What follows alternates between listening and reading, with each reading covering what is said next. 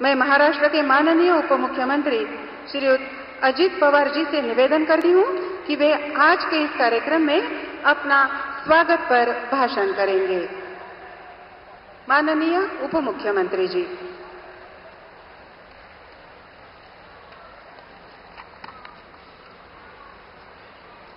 देश के लोकप्रिय एवं यशस्वी प्रधानमंत्री आदरणीय नरेंद्र मोदी साहब, गवर्नर महाराष्ट्र के राज्यपाल रमेश बैस जी, मुख्यमंत्री एकनाथ शिंदे जी, उप मुख्यमंत्री देवेंद्र फडणवीस जी,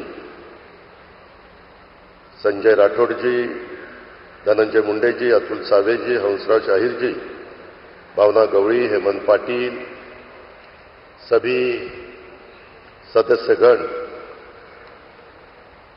और उपस्थित सब मेरे भाइयों और बहनों, हमारे महाराष्ट्र को दिशा देने वाले युगपुरुष छत्रपति शिवाजी महाराज के शिक्षा में राजमाता जिजाऊ मां साहेब का योगदान सबसे महत्वपूर्ण था। पुण्यश्लोक अहिल्यादेवी होळकर जी ने हमें जनकल्याणकारी प्रशासन का आदर्श दिया। क्रांति ज्योति सावित्रीबाई फुले ने नारी शिक्षा की जोत जलाई। माता रमाई ने समानता की लड़ाई में भारत रत्न डॉक्टर बाबा साहब अम्बेडकर का साथ दिया।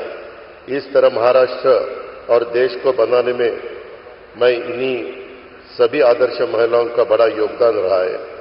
दोस्तों, सन 2014 में मोदी जी देश के प्रधानमंत्री बनने के बाद उन्होंने देश के उत्थान के लिए जो महत्वपूर्ण काम किए, उसमें सबसे महत्वपूर्ण काम था महिला सशक्तिकरण। इसके तहत उन्होंने उज्ज्वला योजना से लेकर बेटी बचाओ बेटी पढ़ाओ जैसे उपक्रम शुरू किए। प्रधानमंत्री बनने के बाद मोदी जी की सरकार ने देश के कई घरों में रसोई गैस पहुंचाने से लेकर हर घर में के लिए बाथरूम बनाने के लिए योजनाएं शुरू की। इन सारी योजनाओं के पीछे उन्होंने मातृशक्ति के हित की सोच रखी थी। महिला स्वयं सहायता समूह देश के ग्रामीण क्षेत्रों में महिलाओं के स्वयं रोजगार और आर्थिक सशक्तिकरण में प्रमुख भूमिका निभाते हैं। इन स्वयं सहायता समूह से निकले छोटे बड़े उद्योग से महिलाओं में एक आत्मविश्वास आया है।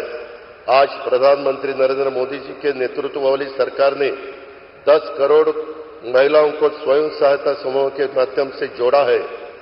इन स्वयं सहायता समूहों को मोदी जी के नेतृत्व वाली सरकार के कारण 8 लाख करोड़ रुपए का बैंक ऋण और 40,000 करोड़ रुपए की वित्तीय सहायता उन सबको मिली है। आज मैं माताओं बहनों से कहना चाहता हूं कि प्रधानमंत्री मोदी जी का लक्ष्य देश की अर्थव्यवस्था को $5 ट्रिलियन तक लेके जाना है। हमारे राज्य की अर्थव्यवस्था भी $1 ट्रिलियन तक लेके जाने का हमारा लक्ष्य है।